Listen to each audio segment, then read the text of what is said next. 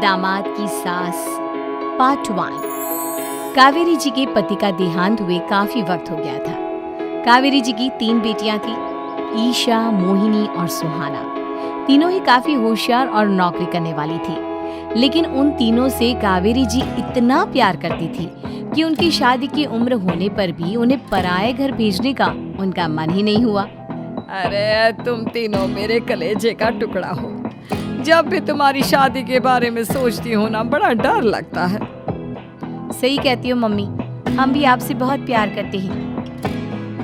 हाँ, mummy papa के जाने के बाद अब बिल्कुल अकेली हो गई हैं। और मम्मी, अगर हम तीनों शादी करके चले गए तो आपका ख्याल कौन रखेगा? लेकिन अपनी खुशी की वजह से मैं तुम तीनों को बिना शादी के भी तो नहीं देख सकती ना बेटा। समाज के हिसाब से देखे तो यह भी गलत होगा और मैं ऐसा कुछ नहीं चाहती। लेकिन तुम तीनों से दूर होने के बारे में सोचती हूँ तो अजीब सा लगता है। लेकिन मम्मी, हम आपको इस तरह अकेला छोड़कर नहीं जा सकते। एक काम करते हैं मम्मी, शादी के बाद ना आप मेरे साथ मेरे ससुराल में चलना और मेरे साथ ही रहना। अच्छा, और तेरी सास मुझे रहने देगी तेरे ससुराल में? अरे बेटा, वहाँ ऐसा नहीं होता। बेटी की माँ कभी अपनी बेटी के ससुराल जाकर नहीं रह सकती। एक काम करते हैं माँ, आप ईशा और सुहानी की शादी कर दीजिए और मैं हमेशा आपका बेटा बनकर आपके साथ ही रहूंगी। मुझे नहीं करनी शादी। अरे मेरी बेटियाँ मुझसे कितना प्यार करती हैं, मेरी वजह से अपनी पूरी जिंदगी दांव पर लगाने को तैयार है। लेकिन मैंने ना इससे भी एक अच्छा उपाय सोचा है। क्या मम्मी? अगर आपके पास कोई सोल्यूशन है तो फिर क्यों परेशान हो आप? बताइए, क्या करना चाहती हैं आप? मैंने सोचा है कि अखबार में इश्तिहार देकर तुम तीनों के लिए 3 घर जमाई दामाद ढूंढ लूंगी।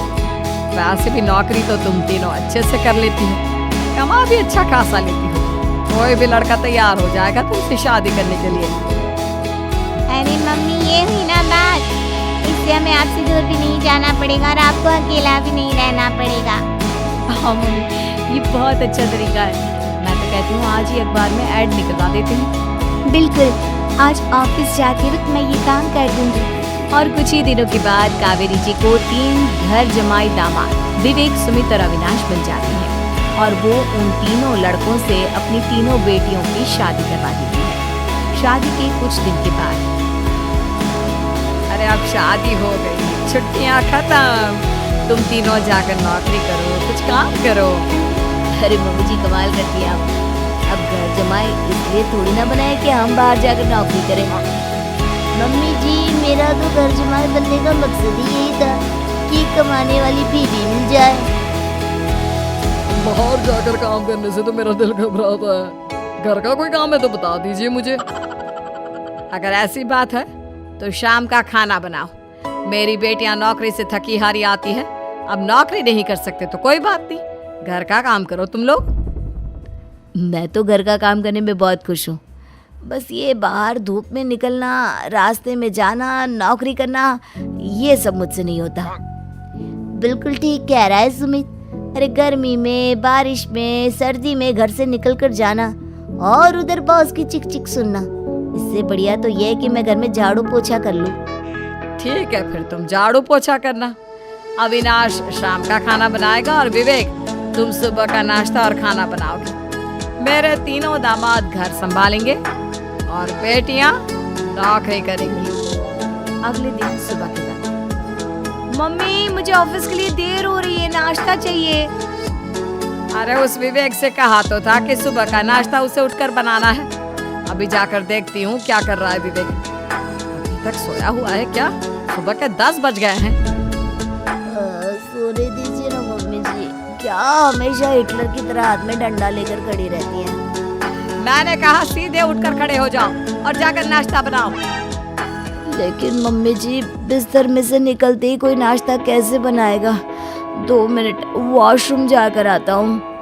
बिल्कुल नहीं, सीधे रसोई में पहुँचो, मेरी बेटी को ऑफिस जाने में देर हो रही है। कुछ देर के बाद, हे भगवान, दोपहर के 12 बजे हैं लेकिन घर इतना गंदा पड़ा है।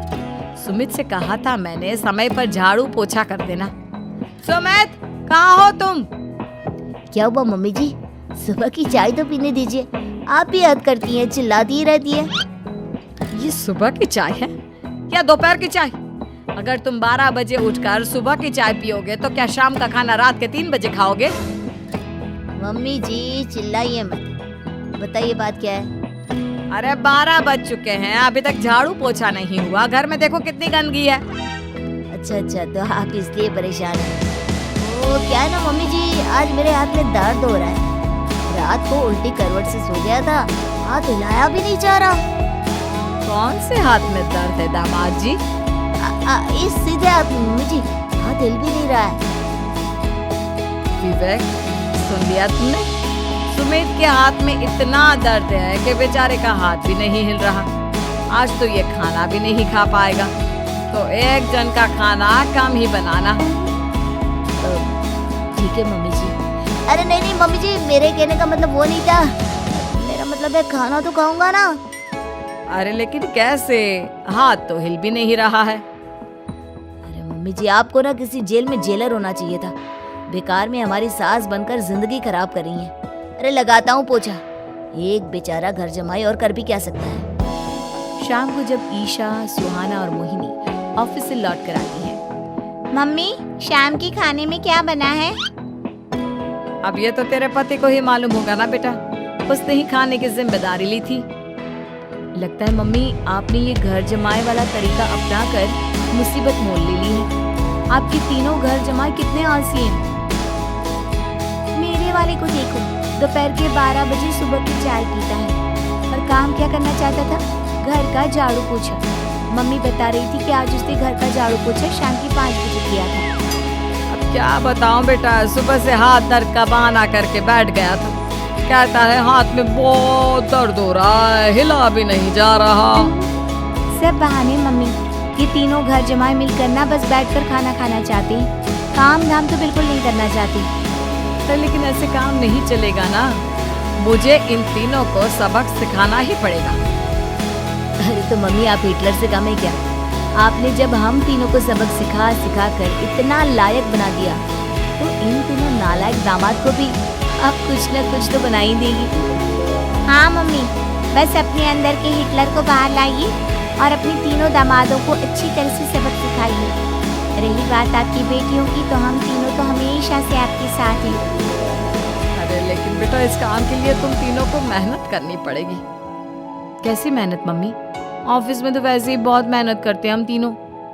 अरे प्रेग्नेंट हो जाओ, प्रेगनेंसी का बहाना बनाकर कह दो कि तुम तीनों ने नौकरी छोड़ दी है 2 साल के लिए, और जब घर में खाने के पैसे नहीं होंगे तो अपने आप काम पर जाएंगे ये तीनों।